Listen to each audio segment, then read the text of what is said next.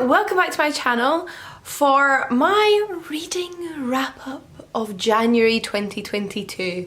Now, I'm not really expecting anyone to have noticed this. If you did, I mean, well done you, you are incredibly observant, but I haven't filmed a reading wrap up in over 6 months. But with the new year, I wanted to bring them back. I wanted to sit down at the end of each month, at the beginning of the next, and look back on what I had been reading, what I'd finished, and what I thought of it. And in January, I read or finished 5 books, and I just want to spend a little bit of time talking about them, because without these videos, there are definitely books that get left out and don't get talked about on my channel as much, and that is a shame because I want to make sure I'm reviewing everything I read so that you can decide whether it's for you or not. So without further ado, let's just crack on with the book reviews. Oh my goodness, I've already told you a lie and we're only like 2 minutes into the video. I read 6 books, so I have 6 book reviews to tell you about today. Let's go with the one I finished most recently because that is the one that is, you know, most on my mind, and that is My Dangerous Duke by Cerulean Sea. This is part of the Inferno Club historical romance series, and it's actually book 2. I haven't read book 1, but this very much falls into the category of historical romance series where you can read the books semi out of order. There does appear to be some overarching like political themes throughout these stories that I will be intrigued to see how they play out in books 3, 4, 5, etc. And having read book 2, I feel like I've had a reasonable introduction to all of those, but it also didn't feel like reading this book I was lacking any knowledge. It very much felt like a book that worked as a standalone, even if I had questions at the end about themes outside of the romance, and it clarified everything going on in the world. So I think you could absolutely start with this book just like I did, although I have downloaded book 1 onto my Kindle now because I really enjoyed book 2 and want to now read the earlier book. I picked up book 2 because I just thought the romance sounded particularly interesting. I thought the plot sounded particularly interesting. And our 2 love interests slash protagonists in this book are Kate and Rohan. So Kate is a gentlewoman. She's not super duper rich, but she isn't working class either. She lives in a small cottage in rural England where she was sent after her mother died. Her father is a sea captain, or was a sea captain, because he subsequently died as well. And when her mother died at sea, they decided that it was not safe for Kate to live at sea anymore. So she grew up in this cottage. She's lived a pretty solitary life, and even though she wouldn't necessarily admit it, she's pretty lonely. And at the beginning of our novel, she is kidnapped for reasons unbeknownst to her and given as a gift to the lord of the area. Specifically, Rohan is of course the Duke. The title is My Dangerous Duke, and he has this quite beastly reputation. He's known as the Beast in the local area, and he spends his time between London and this sort of castle fortress that his family owns in the English countryside. And Kate is given to him as a gift. At first, she is sort of plied with drink, and he's made to think that she's a prostitute, so he's like, okay, cool, she's attractive, I'm into this. But nothing non-consensual happens. She passes out drunk, and in the morning it is revealed to Rohan that he has been tricked for one reason or another, and Kate is not a prostitute, she's been kidnapped. And there's this whole backstory to why that's happened that I don't want to give away, but it ends up tying into this absolute swashbuckling adventure tale involving pirates and secret tombs. It's got very Indiana Jones vibes, and I love that. It was this combination of historical romance set in the 1800s, which I love, and this like genuine like adventure mystery story, which was so much fun. And I have rarely read a historical romance that incorporates that kind of plot as well. So if you enjoy your sort of swashbuckling historical adventures and are looking to get into more romance focused storylines as well, this is probably an excellent one to check out. It was great fun and overall really well written. Cerulean Sea is a really excellent writer. It was very atmospheric, very beautifully constructed prose, and I think that is important when you're reading historical fiction because it really takes you back and it makes you feel like you're in that time and place. Plus there was some steamy scenes and I'm all for that. So overall it was just a great read, and I've definitely found a new historical romance writer I'll be checking out more by in the future. So the next book I want to talk about is actually the first volume in a comic book series, and that's Black Magic Volume 1 by Greg Rucka and Nicola Scott. So this is one I actually got out of the library, although my library does doesn't have a volume 2, so I'm either going to need to request that they get a copy in or buy one for myself, because I definitely will be carrying on with this series. I've definitely potentially found a new favourite series. Obviously I've only read the first volume, so it's probably a bit early to say favourite, but I really enjoyed it. And it's a little bit different from the comic books I've been reading of late, because I've been reading a lot of quite light, comical comic book series, whereas this one is a lot darker. It's darker in tone and also in colour palette. It's almost black and white, the illustration style, but with like pops of colour and a lot of shading and a lot of different grey tones that really sort of pulls you in. It has that sort of atmosphere and colour palette of like an old early 1900s television mystery Humphrey Bogart type film.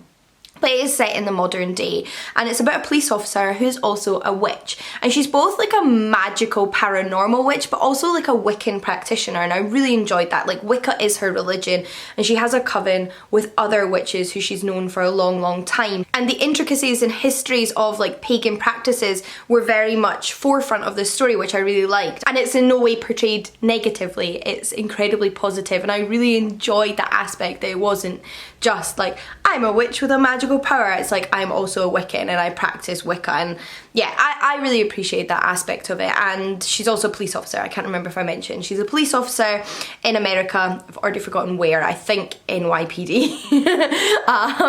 And she ends up getting called to the scene of a hostage situation at the very beginning of the volume, where the hostage keeper, the person keeping the hostages, has asked for her specifically, and she has no idea why. But it turns out that there is something paranormal about this mystery, although she can't let on because her fellow cops don't know that she is a witch. They don't know about magic. It's very much secret and hidden. But it indicates to her that there's something wider at play in the world and something dangerous out there that may threaten her and her sisters. And it was so interesting. It was a really well balanced combination of mystery crime, dark mystery crime, and magical paranormal adventure, and I really enjoyed it. Like I said, it's not necessarily the kind of graphic novel or comic book I've been picking up of late in art style or in theme, but I really enjoyed it. I thought the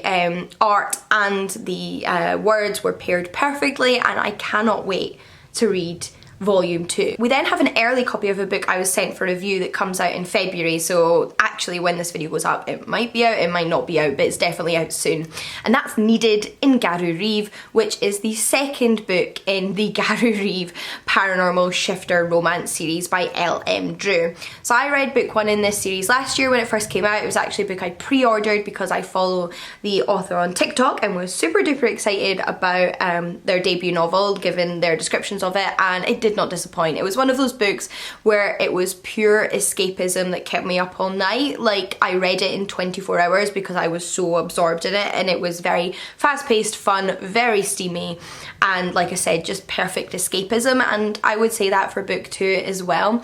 This is set in Garureeve, which is the setting of both books 1 and 2, a small town in America that appears when it is most needed. So it has some long-term residents, but our protagonists in book 1 and book 2 are from outside of the town, and they end up there for one reason or another. In book 2, our main character ends up there because she has applied for a job. The town is looking for a new medical practitioner, and she is a nurse practitioner, so she ends up applying to fulfill that role in this town and moving there because she wants a fresh start. She wants to get out of like the hustle and bustle of hospital life and wants to open a local practice. But when she gets there, it turns out there's some mysteries surrounding that whole job advertisement. No one's quite sure how it was advertised because nobody actually seemingly placed it in the newspaper. They wonder if maybe it was the town itself, because the town is almost its own entity with its own mind, and it does what it feels is best for this place. However, it's not all bad, because she ends up immediately falling for a very handsome baker slash wolf shifter. This is, like I said, a shifter romance series, and it's actually the only shifter romance series I've really read, unless you count the Sookie Stackhouse books, and I really liked it. I wasn't sure going into the series in general how I'd feel about that specific paranormal trope, But it's so much fun, and book 2 did not disappoint me. After having loved book 1, I also sped through this one, and there were some elements I particularly liked about this book in particular.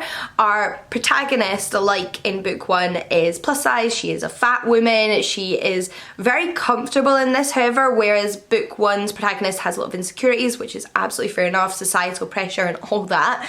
But in book 2, she's not. She's very comfortable in her size and the way she looks, as she should be. The way she's described, she sounds freaking beautiful. She's got gorgeous red hair. I'm a sucker for like a red-headed love interest. But she does have her insecurities. She has a lot of scarring from an accident when she was a child, and the book explores her feelings about that and being seen by her partner in intimate settings because of her scars. And I really enjoyed that aspect because it's something I can relate to, and I loved it. I really loved the way that was explored. There's definitely some sort of secrets and lies and miscommunications, but at the end of the day it all works out, and I can't wait to read book 3 in this series. Oh, and if you do pick it up, be prepared for steam. Like, these books are 50% steam. 50% of the words in this book are steam, but it's excellent steam. And like I said, pure escapist joy. So yeah, thank you to LM Drew for sending me an early copy of that one to read. Right, so what's next? I guess I will continue with the pattern of novel to graphic novel, because the next book is also a comic book,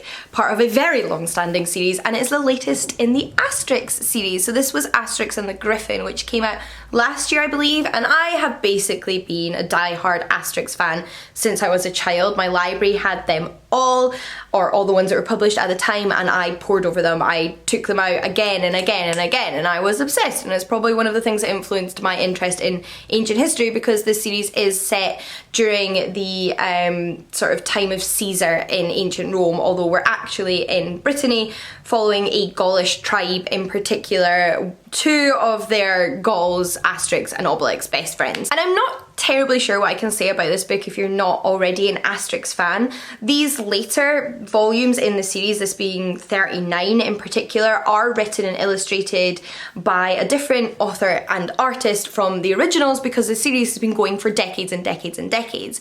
And there is a real divide among Asterix fans about their quality. Now, for me, I think some of that does just stem from a resentment that it's new people and that it's not the old people. I think some of the judgment is a little bit harsh, but in other respects I do think that a lot of the earlier comic books are superior. But that doesn't mean I don't enjoy these later volumes. I don't think that they are bad.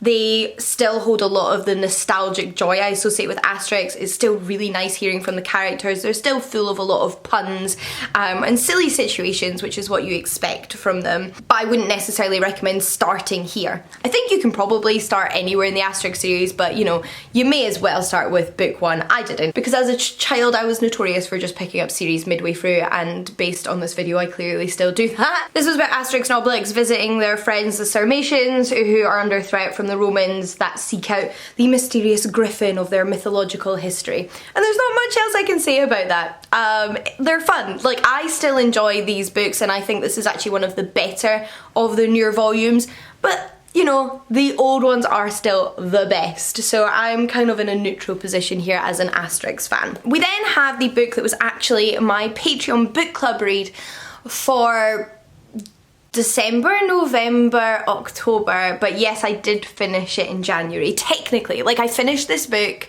on the 1st or 2nd of January, but it's still a book I finished in January, so I'm still going to talk about it, and that is The House in the Cerulean Sea by T.G. Klune. So if you don't know, I run a book club over on Patreon. It's $2 a month to support me over there and also participate in the book club. We vote on a book every quarter to read together, and then I film a discussion video and we chat in the comments, and it's a lot of fun. And this was the book that my book club picked for the last 3 months of last year, and I really enjoyed this. This book has had a lot of praise. Like, I have seen people raving about this book for quite a while now on BookTube. It's been an absolute darling of the internet, and I see why, because it's very different as well from a lot of the books I read and a lot of books I hear about, and it's the kind of book I want more of, because it is an adult novel, but it has a lot of the hope and the charm and the softness of a middle grade novel. So it's not a book you go into expecting like real serious danger, although there are stakes, and this book deals heavily with discrimination. but it's a book that throughout you feel this like warm fuzzy feeling inside as you read it, in the same way that I do when I read really good middle grade as an adult. But again, it is very much an adult book because this book takes place at an orphanage on the coast of wherever this book is set. It's set in a world a little bit like ours, but not quite like ours, where magical creatures are all registered. So anyone with a magical ability has to be registered according to the law, and any magical children, at least those without parents, are raised in these orphanages, which are controlled and monitored by the government. And our protagonist, Linus Baker, works for the government. He is somebody who is a caseworker that goes to check up on these orphanages to check that the children are safe, that they're being taken care of and being treated well. Not everybody takes their job as seriously as Linus does, however. He genuinely believes in the safety and happiness of these children, which not a lot of people do. And at his core, he doesn't treat these children differently. However, he is part of the system that treats them differently. And throughout the book, he realises the part he plays in the system. So it does explore like systemic discrimination in government and laws throughout the novel, but it is also quite light-hearted because when Linus gets there, he meets the headmaster of this institution. It turns out there may be a budding romance there, so it's queer, and he also gets to know the children. If this had been a middle grade book though, I think it would have been from the perspective of one of the children, whereas as an adult book, we get the adult perspective, and that does mean it's written in a more adult fashion. We have those hints at adult relationships and different themes that I think appeal to adults. It has the joy of a middle grade with the complexity of an adult novel, I think, is what I would say, and I really enjoyed that. I want more books like that. I want more hopeful, cheerful, light, sort of warm, fuzzy fantasy novels that are aimed at adults. I want that desperately. It's kind of all I want. So it was really nice to get that in a book, and I just came away from it thinking more books like this, please. It's not going to be everybody's cup of tea. It's like the complete opposite of grimdark, but if you do want something more like that tonally, then it might be worth checking out. And last but not least was book 6 in the Ice Planet Barbarians series by Ruby Dixon, called Barbarians Prize. So I have been consuming these books with like a furious passion over the past few months, and you might not know about that if you don't follow me, say on TikTok or something like that, because I haven't been filming wrap-ups, so I haven't had much opportunity to talk about them on here. Although I will say I do talk about books on TikTok as well, so if you're interested, that will be linked down below. This is, again, a very heavy, smart, sci-fi romance series, and this is, of course, book 6. The premise of these books is that a group of human women are kidnapped from Earth by aliens to be sold as slaves. Some of these women do experience sexual violence in book 1, so just be prepared for that if you're going into it. I didn't actually know that going into the book, and it definitely took me by surprise. But in particular, book 6 is fantastic because it explores that. It takes more time to explore that because our protagonist of book 6 is somebody who survived that in book 1. She wasn't the protagonist of book 1, but she did survive that in book 1. And her trauma is a central theme of book 6. And that definitely made it one of my favourite books in this series, because every single book in this series follows a different woman as she builds a romance with a blue alien on this ice planet. And these are not the aliens that kidnap them, their ship crashes and they end up on this new planet where they encounter this entirely separate race of alien beings who are much, much nicer. And in book 6 we follow Tiffany, who, like I said, is a sexual assault survivor, and because of that she is very reticent to become involved in a romantic relationship. She has a lot of triggers and fears when it comes to romantic intimacy, and she and her eventual partner in this book have to deal with those and talk about them and explore them. And it is so wonderful. Like, I really loved that this book did this, because these could be absolute pure silly smut. Like, and in some ways they are. All the books are pure escapist smut. But it doesn't shy away from these much more nitty-gritty serious issues. And I thought Ruby Dixon did a phenomenal job of exploring those themes in this book. I was so, so impressed. I don't want to say much more about the plot because generally speaking, you probably wouldn't jump in with this book. I think you would want to jump in with book one, and I don't want to give away any spoilers, but I have been thoroughly impressed by this series. They're good fun, and this was actually my favourite of the series so far. That, however, brings me to the end of the video. Those were all the books that I read in January. It was really nice to just get to sit down and review some books for you again. It feels like it's been a while. It has been a while. So yeah, I had fun. I hope you had fun watching. Let me know if you're interested in any of the books I've talked about in this video, or if you've even read them yourself and what you thought about them. I'd love to just chat more about them. That's one of my favourite parts of these kinds of videos. And also just let me know if you're happy to see these kind of videos back and you'd like to see them continue. But until next time, happy reading, and I'll see you all again in the next one. Bye everyone!